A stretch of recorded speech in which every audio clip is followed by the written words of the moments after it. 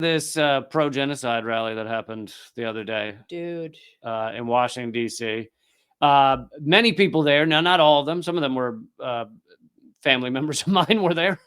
But some of the people, a fair portion of them, were paid. They were offering, Israel was offering $250 per college student to show up. Many were flown in and bussed in from out of state, with, I assume, that being paid for either by Israel or by big dollar Zionists in the United States. But that all aside the point, you had, sharing the stage, you had people like Chuck Schumer and Hakeem Jeffries, the leaders of the Democrats, as well as leaders of Republicans, on stage with people like Pastor Hagee. Pray tell, who is that, Lee? Well, let's watch this short video. Is my firstborn son. So for those of you listening to the podcast, he is the background audio is him speaking at the rally the other day. And on the screen, though, we're seeing quotes of his from various quotes of his over the years, including all Muslims have a mandate to kill Christians and Jews, unquote. He said, quote, women are only meant to be mothers and bear children, unquote. He's one of the most powerful anti-Semites in America. And you heard that right. He's an anti-Semite. Because wait. Because he hates Jews, but he wants them all in Israel. You see how that works? Because we covered this before, the Christian Zionists. Yeah. So let's keep hearing what he said the other day. Go ahead. You want to read it? So he also believes, it would be funny if it weren't also, if he wasn't also a terrorist.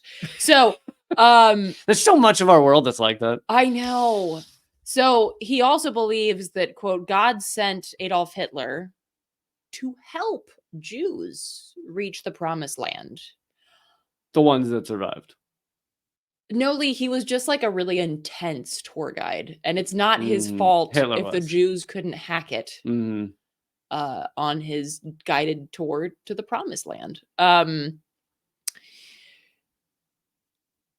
he says, basically, I regret if my Jewish friends felt any pain as a result of Hitler trying to guide them to the promised land. I'm not fucking kidding. This is what he said. And he's on stage with Schumer and Hakeem Jeffries and others. Jerusalem is the city of God. Jerusalem is the shoreline of eternity. The shoreline of eternity. Hear that?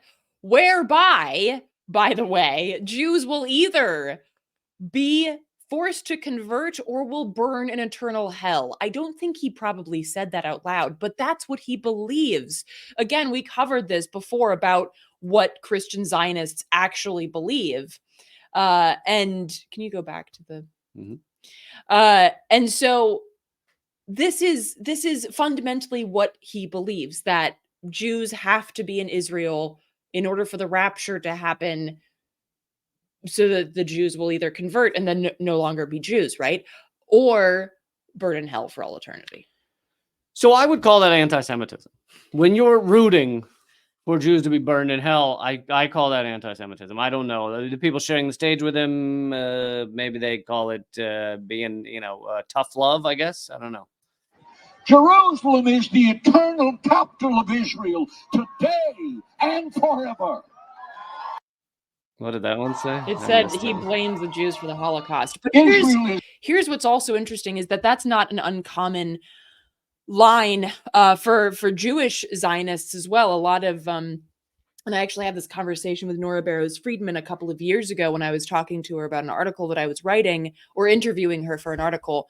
And she said that oftentimes there will be Zionists in Israel who talk about how, well, it was the weak Jews who died in the Holocaust, the ones that survived and therefore were able to get to Israel. Those are the strong ones. And they're the ones that we wanted to survive anyway. Like the babies. So this is like legit a line of thinking that is used by the colonialist terrorists that run and founded Israel as well. And of course, the Christian Zionists are fine with that too. Obviously, it's really convenient to blame the Jews for the Holocaust as opposed to, blaming a imperialist, colonialist, structure that produced a madman like Hitler.